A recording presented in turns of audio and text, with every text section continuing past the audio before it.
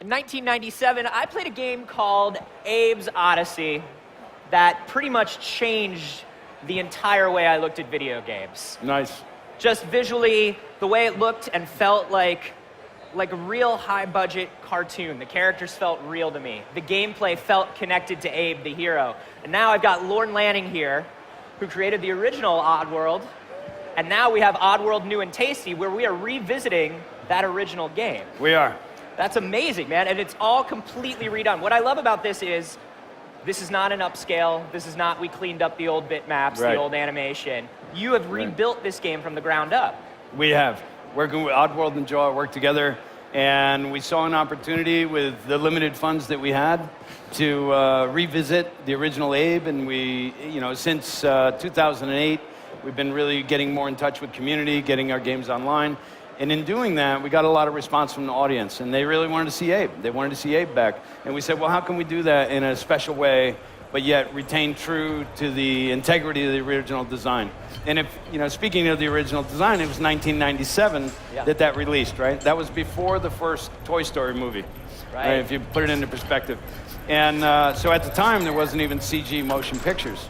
At the time, there was still people arguing whether computer graphic characters would ever be able to really compel an audience. And I always thought that was just, being someone from 3D computer graphics, that was just kind of crazy. It was obvious to me that the future was going to be more expressive in computer graphics. And so Abe was our first opportunity to really tell a story, our own story, using the mediums that we loved, which was 3D computer graphics and gaming. And we were really trying to bring, Hollywood production value, Hollywood storytelling, and real sort of high design in terms of integrating character abilities, what the character does, who the character is emotionally, situationally, the world they're living in, and really trying to bring them into a synergized experience where it just didn't feel like the character was an excuse for the game, but it felt like the two were integral and could not be separated. Absolutely, and I think that still makes the gameplay feel fresh even today, because everything is motivated by who Abe is, right? Like Abe's a wimp. He's scared. Yeah, that's and so right. it's not, this was the first time I played it. It looked like a platformer. It felt like a platformer. Yeah. But you can't hurt anybody. You got to convince people to help you out because you're a weakling. It was all just so fresh. When you came back to completely redesign this, was there anything you wanted to tweak in terms of gameplay, in terms of interface, to kind of update it? I mean, there was a number of things, right? The original game was very hard. Now, oddly enough, a lot of people had told us it was the first game we ever finished, but man, was it hard. And then there was a lot of other people who said, I so wanted to play that game, and it was too hard. So one of the things we knew we had to address was just difficulty levels. We had to make it more accessible for people with a lighter dexterity, and we had to make it equally as tough as the original for the people who wanted that nostalgic hardcore feeling. But in the process of doing both, we also knew that we're changing. I mean, we had the benefit of having released the game, of having years of people playing it, and learned, what to do. And we fixed a number of those things in the following game, which was called Abe's Exodus. And then like quick save and perfect save, and things we had screwed up the first time and really pissed people off. To say, I gotta tell you, the checkpoints in the original. Yeah, sorry about that. Yeah. They made me cry a little bit. I teared up a little bit more. Yeah, maybe. But all that's been smoothed out now. It has. So we brought the things that we learned from the later games, we brought them back into this first game. And the big step, obviously, is even though we originally built Abe in 3D, he was playing back as bitmaps. Right. And this time it's all in real-time 3D. But we were able to amortize all those assets that we built from the original game that were built closer to film resolution and then pre-render for the game, where we were able to use all that as a template to build new data, but it saved us a lot of time and money. So it allowed us to put more time and energy into the, getting the gameplay right. And if you look, like even right in these scenarios, these used to be hide zones, but in real-time 3D, dealing with dynamic lighting, you're coming upon things faster, it was harder to do as just shadows. So we had to find solutions like steam zones. So you're obscuring the character enough, and you get the idea that, they're not seeing him. So you play off of those sensibilities, but we had to redesign to make them work in a game where you're moving faster, you're moving continuously, and there was a number of challenges. So as you see, sligs, we're coming upon them so fast now, we had to see their sight distances differently. Like, we really had to treat it as a fresh design. But one of the things we did was we said, well, like in movies, when they remade The Time Machine, which is one of my favorite all-time original movies, why did they change the script? Why didn't they just upgrade it to like a 21st century movie and keep the same script? And so we said, well, what if we do that? What if we stay true to the original integrity of the design? I mean, people are still buying that original game on Steam and PSN, and amazingly, they say the design holds up.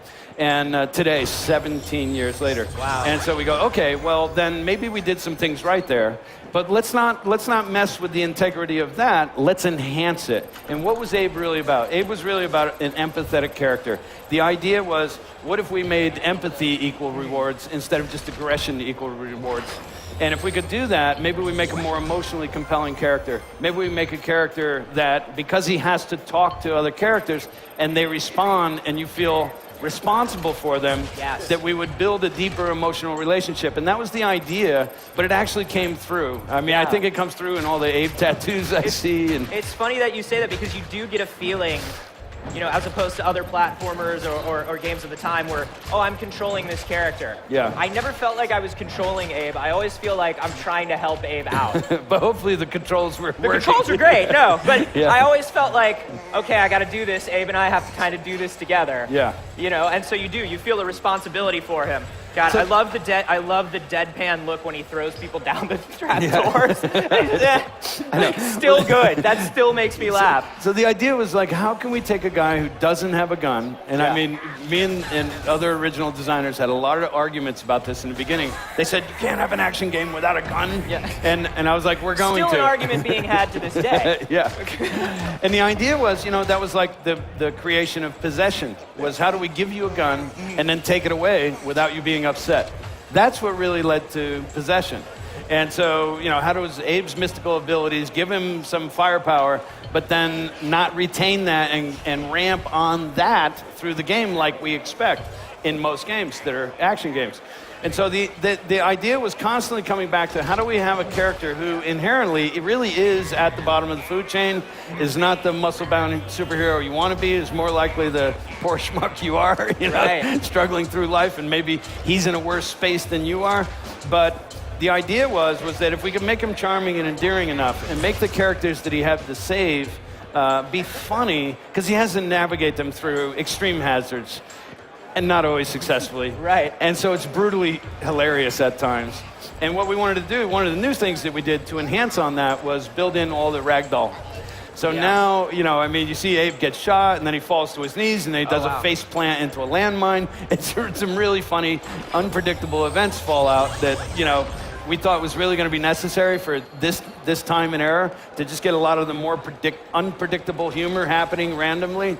And I think that's working. That's awesome. And so, New and Tasty is coming to which consoles? It's coming to PlayStation 4 first, and we'll be following up, of course, with the PS Vita and PS3. We don't have dates on those yet. We just have a small team. It'll be on PC. We're still looking at when we'll release Wii U, and Xbox One looks like it's in the cards as well. I love the idea of being able to finally take this with me as a portable game. Well, so are we. That's awesome, man. Yeah.